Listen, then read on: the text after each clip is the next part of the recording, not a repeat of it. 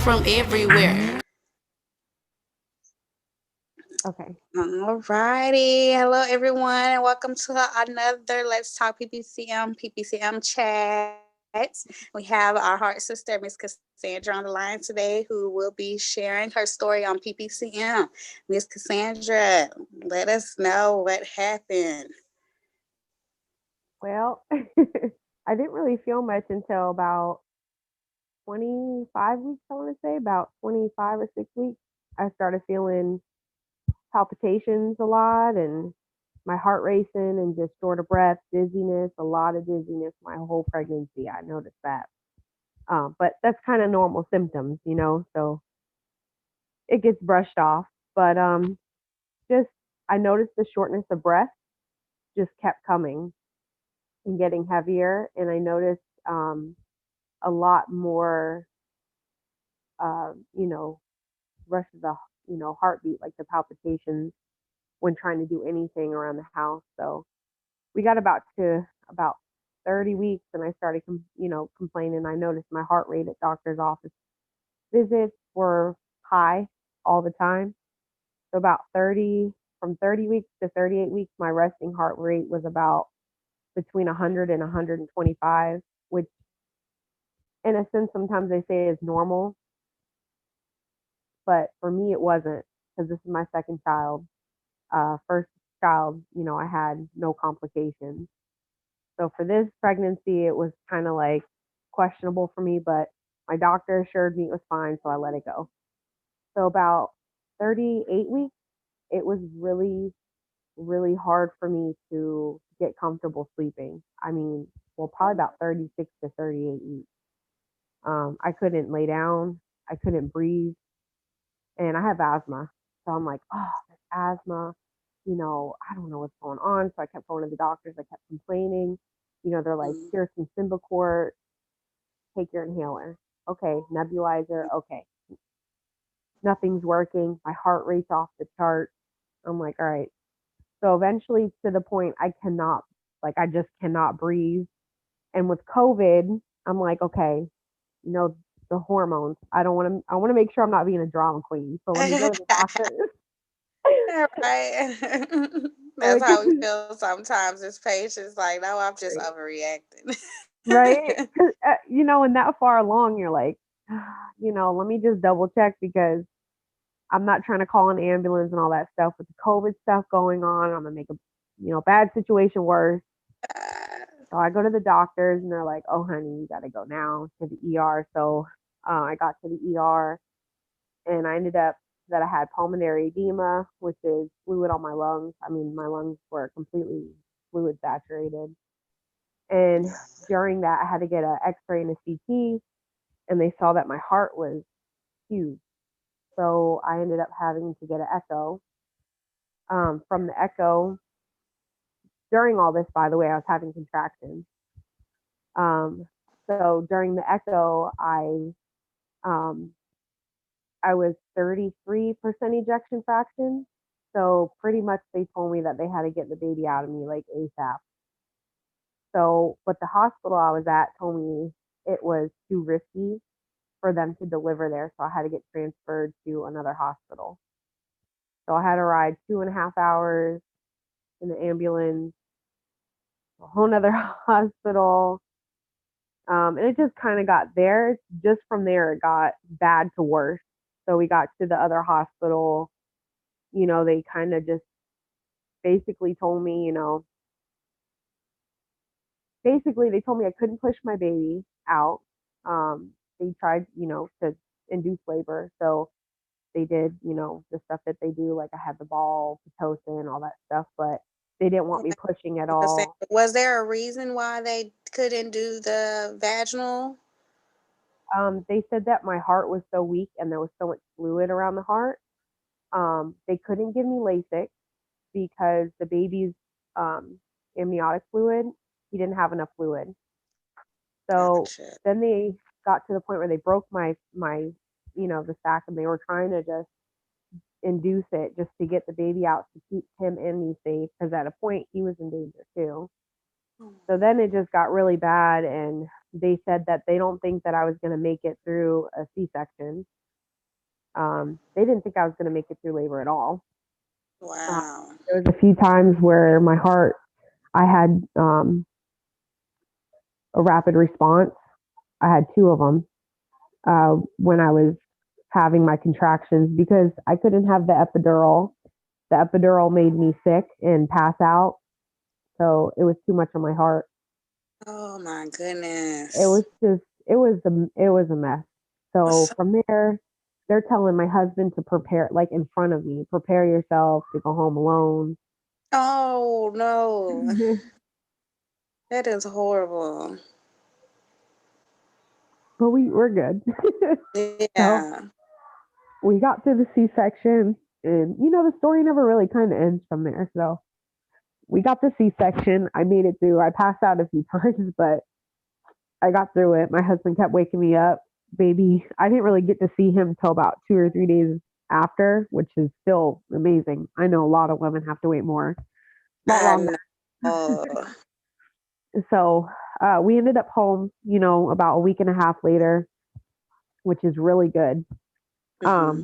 But then, you know, I had to, keep going to the cardiologist and stuff, and we did another echo, and um my ejection fraction went from 33% to 10%.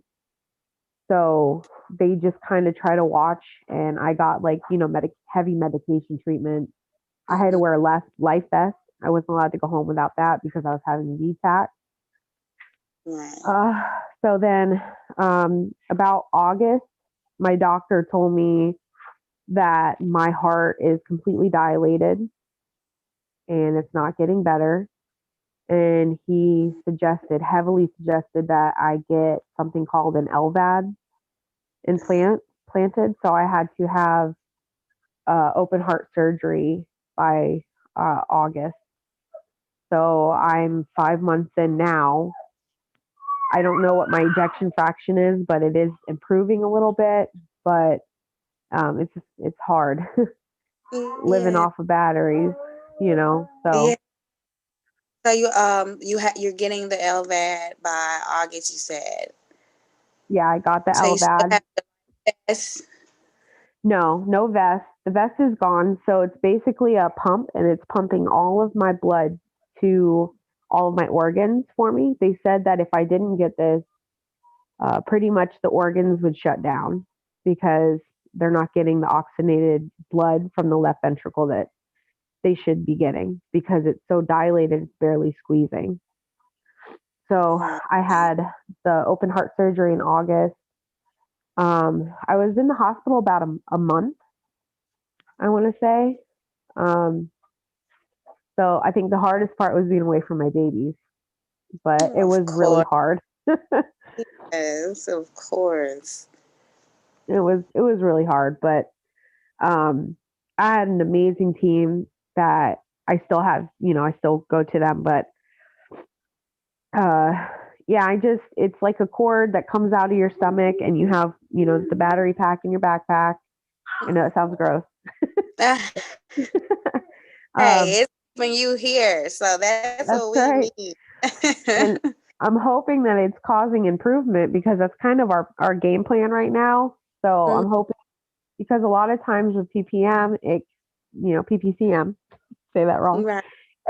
it can get better sometimes. Exactly. I know another LVAD heart sister, and her heart actually increased in function after it was so low, and that she needed the LVAD, and now she's like, her numbers. I forgot how much, but it was just going up. Her doctor's like, Oh, "Oh my goodness," they good. couldn't believe it. Oh, that's So so yes, exciting. yes, yes. So we're gonna keep that uplifted. Yes. Yes, I and I hope just got that. an echo too, but I don't have results yet. Okay. So I'm Okay. Well, I'm praying hopeful. for increase. We're gonna hope for that increase. That Yes, EF come on up. Yes. please. Wow. And if My. so, if not, I still have the option of transplant, but we're Mm, gonna see. And of course, I can't have any more babies, but I was blessed with two beautiful babies. I'm here to be with All them. right. Yes, yes. We learn how to live with our blessings. Well, we appreciate our blessings that we do have. As Absolutely. I was kind of hurt when they had said that, like, well, I recommend that you not having. I'm like, but why? I know it's so Like, hard. at least want the option, even if It if I is, didn't stand on it. right? It's so hard. Just thinking about that. That's what our bodies, can do. It just, I don't know. It just makes it hard not to have the option to have babies. But, there's always adoption. There's plenty of babies out there that need mommies. So, You are mommies and daddies. so right. I think I know a few heart sisters who done did that as well. Yeah. So Yeah. yeah, I'm just so happy I get to meet you all one by one like this. I know. This is so cool. I was like, I know it Yeah. was in February. So that worked out for me. Right. It's perfect. Especially with the LVAD. I'm like, I've been needing an LVAD patient story. That is awesome. Because I had recently did a event with another heart sister, and she had a virtual event, and they had nothing but conversations about the LVAD, and I was just learning a lot, about it, and I'm just so glad that I know, because I want to be able to encourage other women, who probably might be scared to get it, don't want to, don't really know what it is. You want to be able to help convince them that, if it helps keep you here longer, that's what we're going to go for. And, you know, hearing it from a doctor is kind of scary. And it was. It was very scary. But I'm telling you, after the heart surgery part, it's not that bad. It's just Yeah. basically making sure that you're plugged in. That's, Right.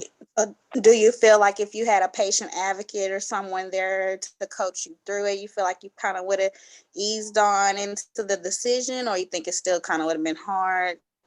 I actually had support from someone who helped me make the decision, who's actually same story.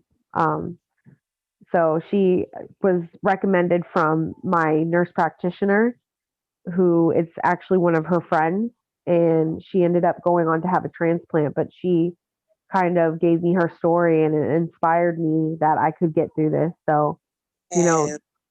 if you ever, if you're ever in that situation, there's always look at LVAD, team just in general, the LVAD page for friends. There's a lot of sisters on there, a lot of PPCM people on there that have LVAD, and very encouraging words. It's a big family, big, just like our group is, so All it's right. That uplifting sounds stories. Thank you so much for sharing, Miss No Cassandra. problem. That is awesome. You have a remarkable story. I feel like all our stories are remarkable in some type of Yes, way because we're here and we're able to share the news and, to warn other mommies and, even look out for our own family members, friends, just to make sure that everything is going well, going right, and that we're being listened to as patients. absolutely. Yeah. And always listen to your body. That's the main thing for me. You got to always, if it doesn't seem right, you're not being a drama queen, get it checked out, because that's me. I don't know if there's a lot of me's out there, but Oh, I'm one. get it checked. You're not hurting anything, and that's what the doctor's there for. So, Right. Thank you so much, Miss Cassandra. All right. Well, that is going to be the end of our chat today. And let me get ready to stop by recording. Hold on, Miss Cassandra. Okay.